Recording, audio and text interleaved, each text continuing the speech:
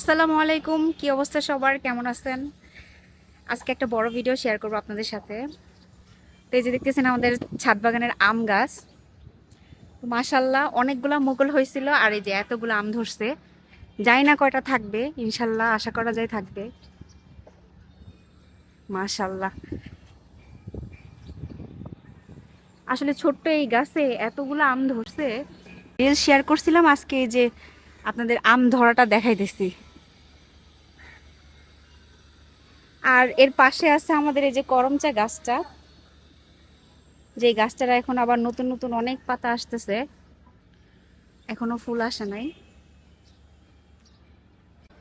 তো আপনাদের সিম গাছের কি অবস্থা?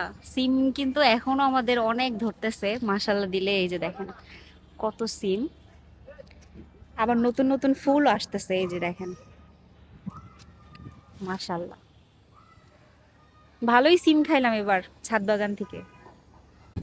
আর অবশ্যই চেষ্টা করবেন ছাদ বাগানে এরকম একটা নিম গাছ রাখার, কেননা নিম গাছ কিন্তু মানে এটা যে কত উপকারী একটা গাছ। আর এই রকম একটা গাছ যদি ছাদে রাখেন তাহলে কিন্তু আপনার পোকামাকড় বেশি আসবে না। এটা একটা ঔষধি গাছ তো।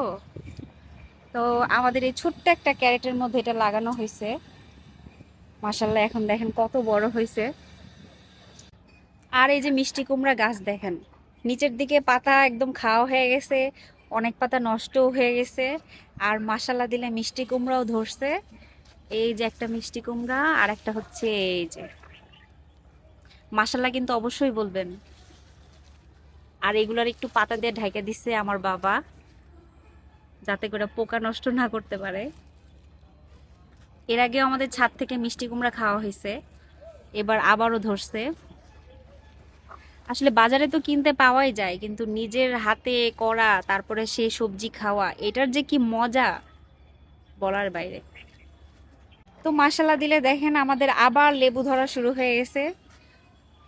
আমাদের এই লেবুটা এত সুন্দর স্মেল, রস মানে রস তো আছেই, কিন্তু এত সুন্দর ঘ্রাণ যে অনায়াসে ভাত খাওয়া যায় ইজিলি। ভাবছিলাম যে রোজার মধ্যে এবার নিতে পারবো, কিন্তু এখনো অনেক ছোট। এগুলা বড় হইতে হইতে যখন খাওয়ার উপযোগী হবে তখন হয়তো বা রোজা শেষই হয়ে যাবে। সমস্যা নাই, সামনে তো গরম আসতেছে, তখন খাওয়া যাবে।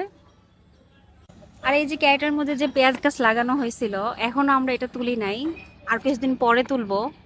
তবে আপনাদের একটা দেখাই যে কি অবস্থা পেঁয়াজ গাছের। এই যে পেঁয়াজ,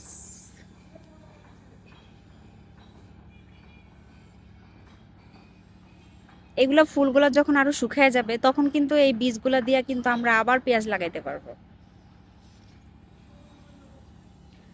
ঠিক আছে, তাহলে এই পর্যন্তই, ভালো থাকবেন সবাই, আল্লাহ হাফেজ।